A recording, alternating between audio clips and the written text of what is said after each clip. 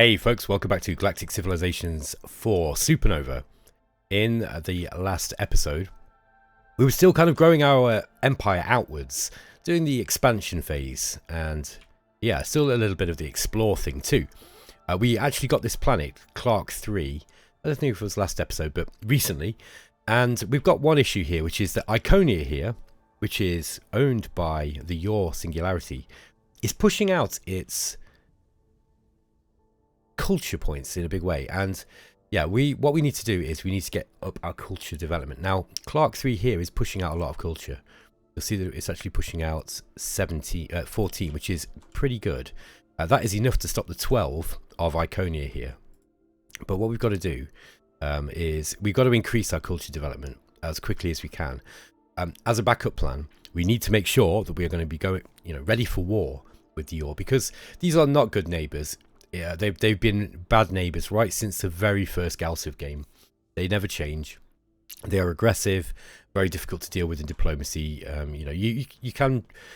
GalCiv is a very, very open sandbox game, and there are tools within which you can, or with which you can use to kind of deal with everybody if you take your game in a certain way.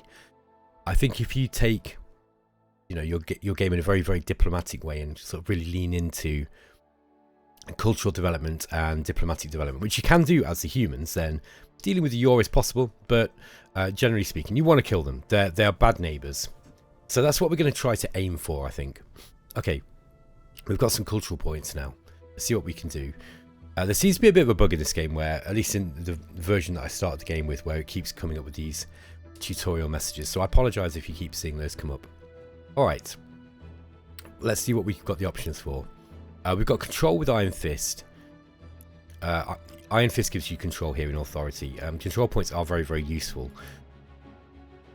We can make leaders cheaper to hire with ambition in opportunity. That's pretty cool. We can get an approval boost on all worlds with fairness, inequality. Now, I don't think our approval is too bad from what I remember. Let me just double check this. So yeah, approval 75% at the moment. Now, improving approval to the point where you can actually tax people more is quite difficult at the start of the game. It's not that easy, and I don't think it's something that we should really be worrying too much about. So, I mean, really, you can increase your, research and manufacturing output by dropping your taxes. The problem is that money is a bit of a thing for us. Okay, we've also got one of these civilization policies available now too. And we need to kind of figure one that is going to be useful for us. Fast exploration is pretty good. The problem is that this drops your hit points by 50%, which we don't really want to do. Now we get influence growth and gross income plus 10% on our home world. That's going to increase the influence of Earth. Land exploitation is going to give plus 5 gross income at the expense of plus 30% pollution, which is quite a lot. Cultural progress. Oh, sorry. Military stimulus. This gives us -5 gross income, but plus 20 military. That might be good for later on. I think the influence growth is going to be the one to take here, with Heart of the Empire. So there we go. We want. I rate influence very, very highly in this game. I think it's really important. Now, one of the things that we can do is, if we're not ready to go to war with the Yor, is we can actually increase our cultural outputs by putting up culture stations, which is something I'm planning on doing. Okay, let's see what we want next. Here's the 3 of the picks that we get with 50% research bonus. So I'm going to try for... Yeah, I think we probably should start thinking about getting into the weaponry, categories now. Obviously, diplomacy can be really, really helpful too.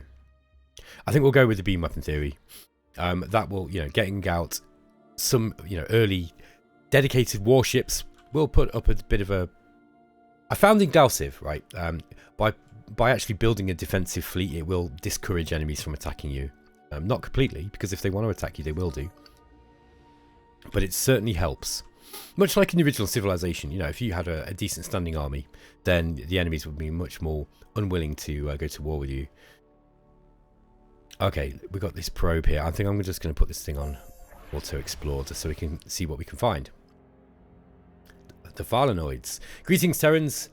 Limonatry's primary duty is to wipe you from the galaxy. Oh, and thanks for the hyperdrive. It will make hunting you down that much easier. Okay. Let's just see what we can do with these guys. Let's see what they've got tech-wise. Starbase modules, subspace streaming, and xenobiology. I think what we need at the moment is money, in all honesty. So let's see what they would offer us for artificial gravity.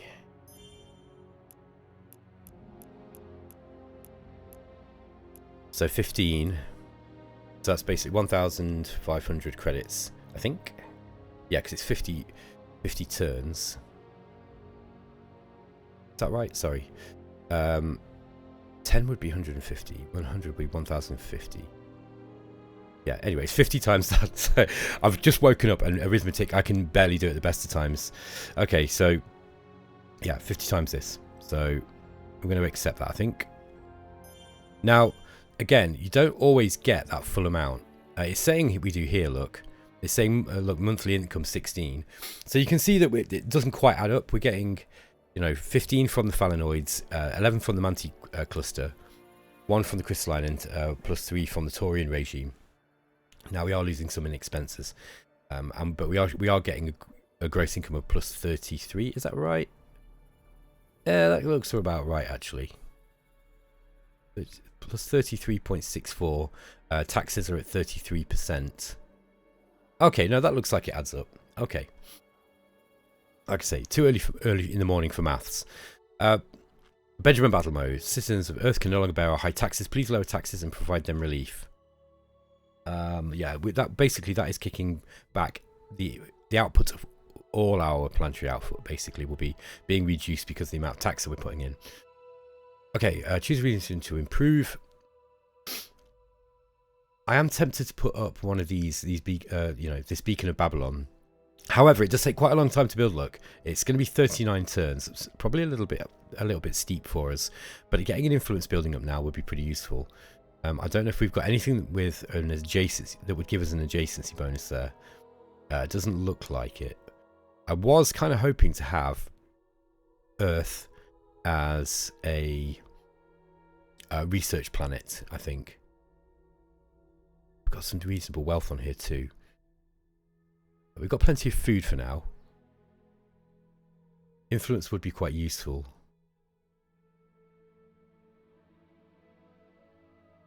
Wealth is also going to be useful.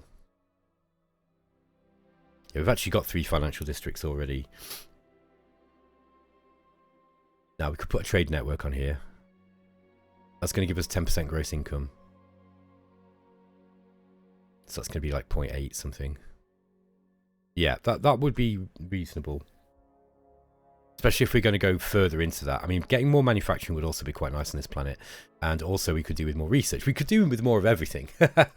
So it's interesting to try and figure out which you know, is going to be the best for us. Oh, we can put a Durantium processor up. That's interesting. Converts Durantium into a powerful manufacturing material. This gives you some pretty big bonuses for manufacturing, look. Also gives you pollution, though. This gives us a manufacturing bonus. Okay, we're not going to worry about these big expensive ones yet.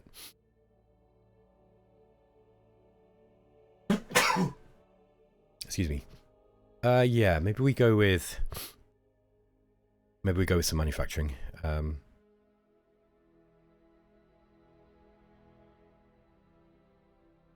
Okay, why did I put one up there? Oh yeah, because we had a manufacturing bonus on there.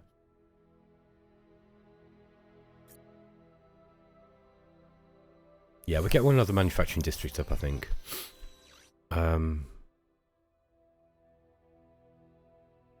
Yeah, it's a shame this snuggler colony is here in this position, isn't it? Because we could have got a big, you know, set of bonuses from these. But so, in one of my comments, someone was saying, this looks all right, but I don't think it's got anything on Solaris. And I wanted to address that because I don't think that's, at least in my opinion, I don't think that Stellaris matches up to this game. Now that's going to be a contentious opinion, and I know that. So people who know me from Explorminate will know that I am not the biggest fan of Stellaris. I do like it as a game. I think it's a good game. The problem is that I don't think it's a great game like other people seem to think it is. And I'm not trying to tell you what you can and cannot enjoy. Like, you should absolutely go and enjoy the games that you want to play, right? I think Stellaris is a good game for what it does, but it doesn't tick all the boxes for me. And one of the big boxes that Stellaris does not tick is it's got really bad game AI.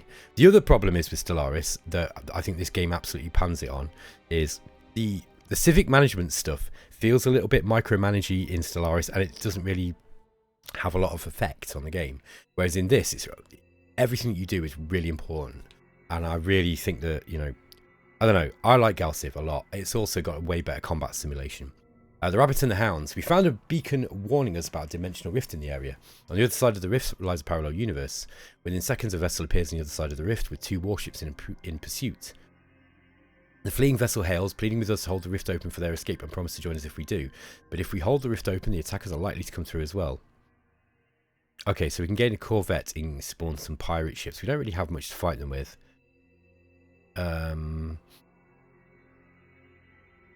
Yeah, I'm not going to bother with that. We don't have anything to fight pirate ships with. And I don't know how good the, you know, presumably if the pirates are chasing them and the corvette's fleeing, it's probably not strong enough to fight on its own. Okay. Okay, let's get this probe out. I'm just going to put this thing on an auto explore. Yeah, we've still got some more asteroids we can mine here. So I think what we'll do is we'll get an asteroid miner out here first before we get this fighter, this Star Eagle.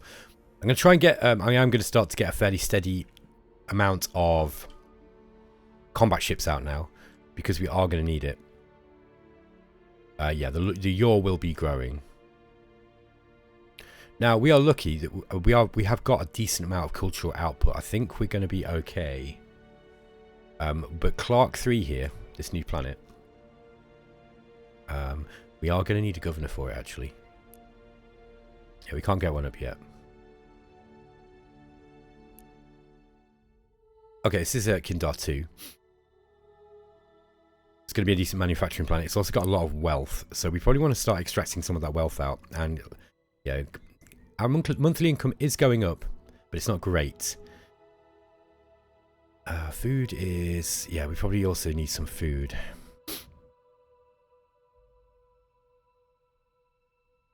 Maybe manufacturing and military. Let's get a agricultural district up here. So we start getting some more food out for Kindar 2. Yeah, so just to talk about Stellaris. Stellaris is a really, really good role-playing game, and it's a really interesting grand strategy game if you don't like combat and war. If you like warfare, it absolutely sucks. So I'm just not into it at all. Now, I haven't played it properly for a couple of years, and I do think that the game has come on a long way from what I've seen. So I'm interested in trying it again, but it's not for me. If you really like Stellaris, there are loads of decent channels that you can go and check out where people play that, and they'll be able to play it in a way that, you know, will be more enjoyable. Stellaris is not my thing.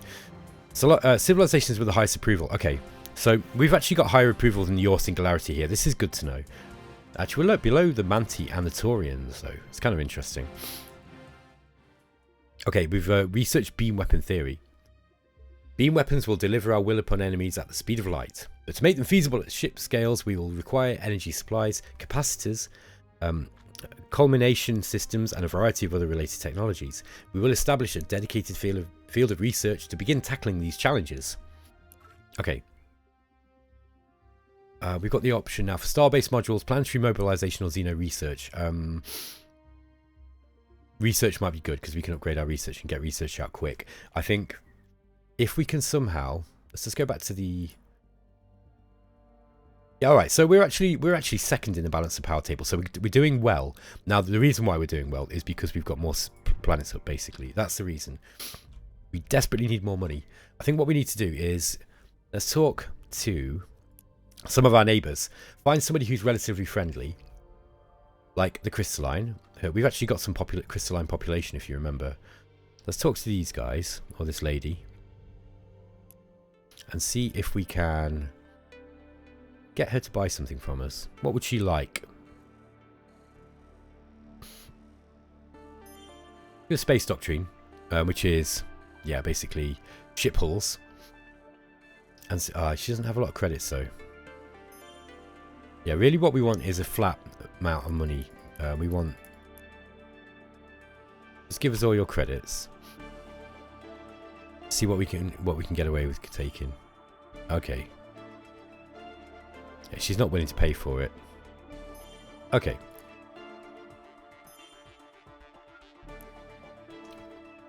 Let's see who else we can talk to. Yeah, look, the Yor don't like us. And this is going to get worse as we go. Let's talk to these guys. Okay. Oh, they're doing better than us in tech. We probably don't want to give them any tech. They are making a lot of credits though, look.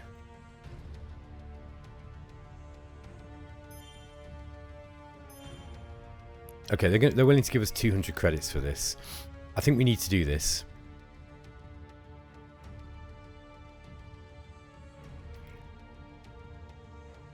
We've also got diplomatic capital. Now we can't use that yet because we don't have the appropriate technology.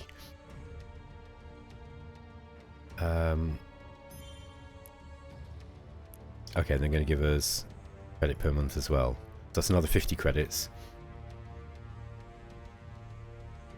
Yeah, let's accept this. We can also do something similar with these guys. Oops, sorry guys, I hit the wrong button there. Want to trade.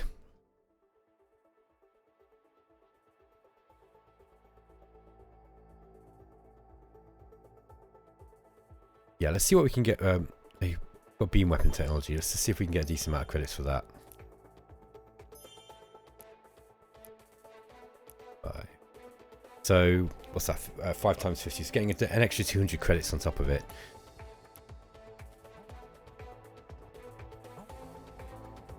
He's not having that. So an extra 200 credits this time, not 250. Okay, yeah, this works. No, okay, he's not willing to give us any more than that. We can try and persuade him. Very persuasive. Let's trade. Okay, he's not willing to go past 100 credits here. Let's just accept that. Okay. Alright, so we've got a bunch of credits. Now that means that we can actually get a governor. Oops, I hit the wrong button. So we can get a governor into Clark now, which is going to be important for us. Now we want somebody who's going to have a decent output of loyalty.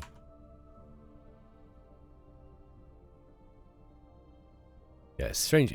Does loyalty affect... This is what I want to know, okay? So does loyalty seem to affect output of culture?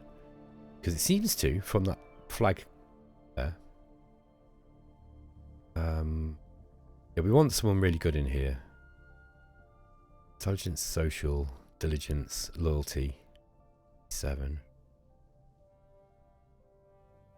He looks like our best bet anyway. He's got +5 intelligence. He's faithful. But he's not going to be so good at research. Now, this wasn't a research planet, was it? No, this is not a research planet. It's a paradise planet, so let's get him in there, I think. Derek Jackson. Alright, so now we can control this, ourselves. We do want to get up some approval. In fact, I'm probably going to put an approval district up there straight away. That's going to take a while to get in. But manufacturing is going to be more important, I think, at the start. So... Okay, this is interesting. This is kind of a complex layout. Doesn't look like there's going to be a whole lot of adjacency bonuses. It's all a little bit random.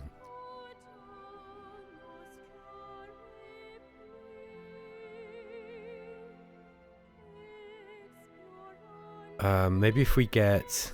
We need to pick a place to get some manufacturing up. Okay, so this is going to be a good place for food. This looks like it'll be a decent planet for growing food on. But we do need to get some manufacturing up first. Now, the first thing we need, obviously, is a core world capital.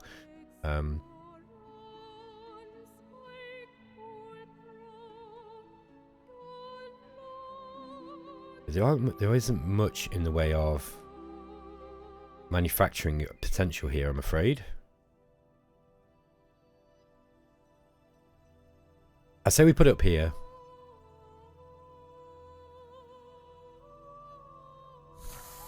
Okay. Okay, so the influence output on this is 14 now. I think it was 14 before, actually. Now, it's because we've got the Media Alliance helping us. I guess this is one of the groups that we've got. I need to have a look at those in a minute. Let's have a look at what we should get up first. Where are we? Supply depot, yeah. So it's either going to be supply depot or the colonial generator. This will give us 7% manufacturing plus 1 malevolence. And this is going to give us 10% manufacturing plus 3 approval. That's pretty useful. So approvals are also already pretty high.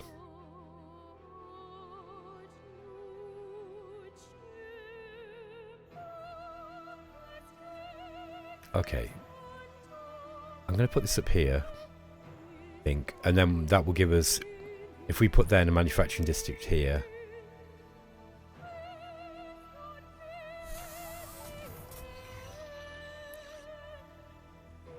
And yeah, we probably want to build that immediately. We'll rush build that so we get more manufacturing up.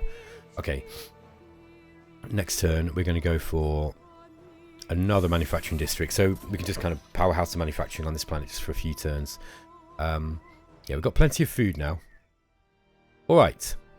I think this is, like, yeah, look, we've got 16.1 culture output now. I think that that's going to stop us from flipping, you know, from being flipped by Iconia. Excellent stuff. Okay, so we've got another core world up now, which is pretty important. Let's get this asteroid miner out over here. Now, one of the commenters kindly told me that, yeah, if there's even one hex gap in between these asteroids, then it counts as 2 different, you know, mining areas. We discovered a high energy fuel source. Although it won't last long, it's enough to get a substantial increase in output from any ship's engine. We can use this boost coil to reset the moves of any of our fleets. Understood. Okay. So what does this do? Extra dimensional materials are consumed quickly, but will give a temporary boost the movement of a fleet. Looks a bit of a grammatical typo in there. Alright. Now, I'm just going to have a quick look. Yeah, that's one thing about the Yor is they have to build their populations, so they grow kind of slow. And we can kind of rely on that when we come to go to war with them. Yeah, everything looks good this turn, I think. This is about the right difficulty setting for me, I think, while I'm learning it on Gifted. It's, you know, because I found that normal was a little bit too easy. Okay, we've got an idle core world. This is on Earth. Yeah, I think we probably should get some more manufacturing up on Earth here. Bear with me. Yeah, we've got this Durantium processor. The problem is with this thing, it does increase pollution. Yeah, and that reduces growth of citizens and production of food, which isn't great. That said, yeah, it does give us, you know, a good manufacturing boost.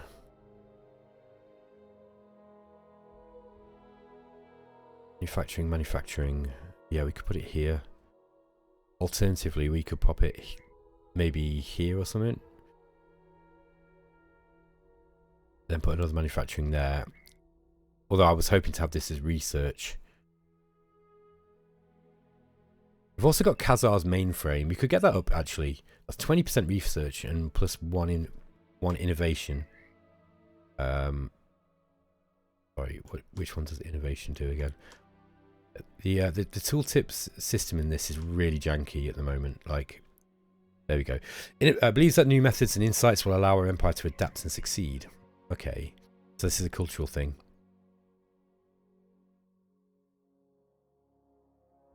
That might be worth waiting for, you know.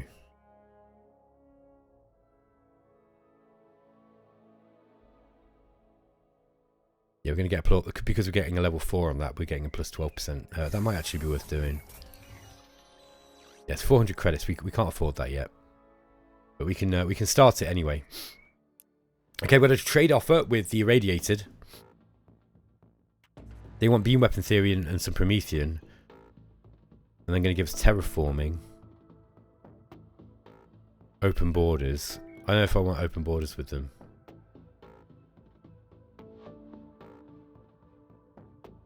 I don't know, open borders might make them more friendly with us though.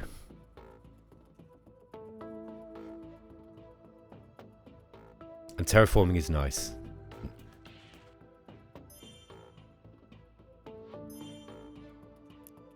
Okay. Persuading them did absolutely nothing there. In fact, persuading them made them not want the offer. That's really strange.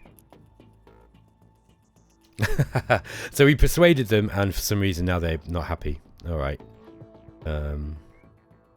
Okay, I guess. Okay, they didn't like being persuaded. That's weird.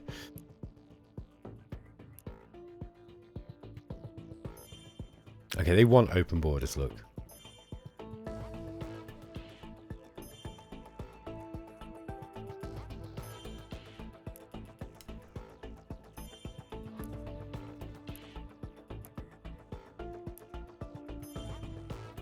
Okay, so they'll do that.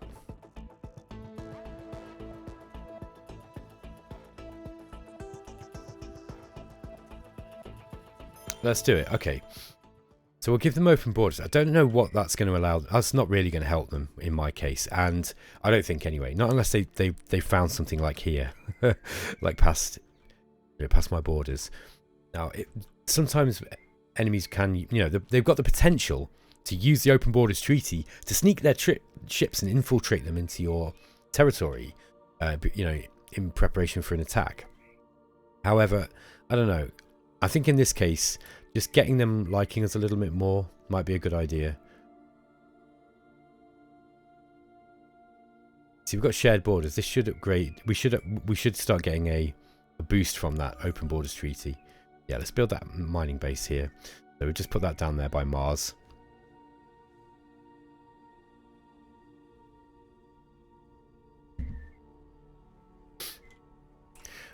So, as I wrap up this episode, folks, I just want to say that I'm kind of interested to see people so interested in this. This is definitely the series, the most popular series I've ever done. Now, I know it's a new game, and it's kind of it's sort of, it's interesting in the sense that it's just come out. This game is not perfect. I found problems with it, and there's stuff that needs doing on it, but I think it's got great potential to be one of the best Space 4X ever. I'm very, very impressed with it so far. So I'm really pleased that people seem to be enjoying it too. Okay, what can we get up here on Kindar 2? Let's have a look. Influence generation is very, very good here. So we've got the supply depot, we've got the core world colonial generator, and we've got the core world capital. Perhaps we get a wealth improvement up first. No, we need to get housing. Oh, we've got housing. Okay, we need to get more housing. This is growing quick. Interesting. Growing very, very fast. Yeah, these are all food improvements. We got slums, that's the problem. This is... Okay, alright, I see what's happening here. So we need to get more housing up fast.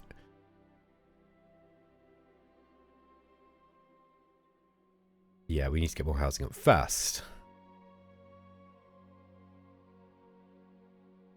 Yeah, we got loads of slums. Alright.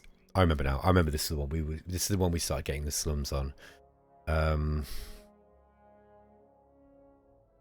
think what we need to do is get a shipyard up here and we can start moving some of this population elsewhere. Maybe that's going to be the way to do it. Yeah, so let's get this. We get a shipyard up. Oh, it's going to cost all our cash. We're going to get more slums if we don't. So maybe we do that. Okay, we've got a shipyard now at Kindar 2. And let's get a constructor up. We'll put some population onto a constructor. See if we can get that constructor out fast, and then we'll use it to push out our culture even further. So, kind of moving slowly towards a cultural victory type thing here. Now, this is Earth. What's Earth population like? Okay, we're about to hit 7 of 9.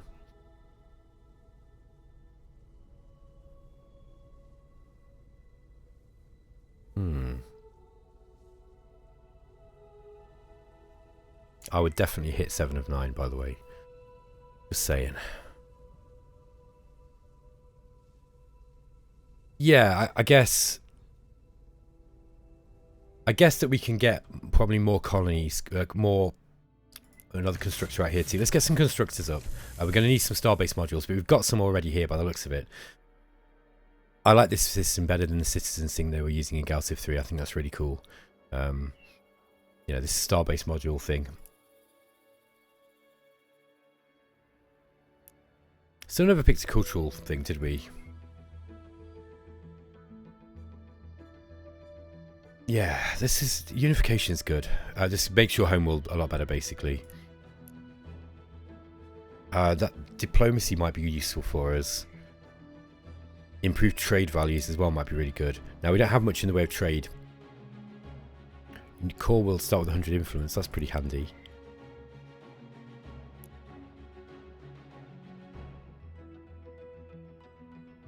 There's 2 additional policy slots. I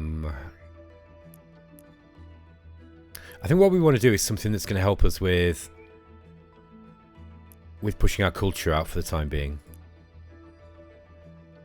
Diplomacy is also good, though. I think I'm going to leaning into diplomacy is probably smart. Now, individualism as well. We could get inviting, which gives us 3 systems of random species. Looks like we can afford that. That might actually be worth getting just to kind of get our economy going even faster. Yeah, they probably would have gone onto Earth. Yeah, there they are, look. So we've got some seeing, we've got some iridium, and we've got some slime. Interesting choice.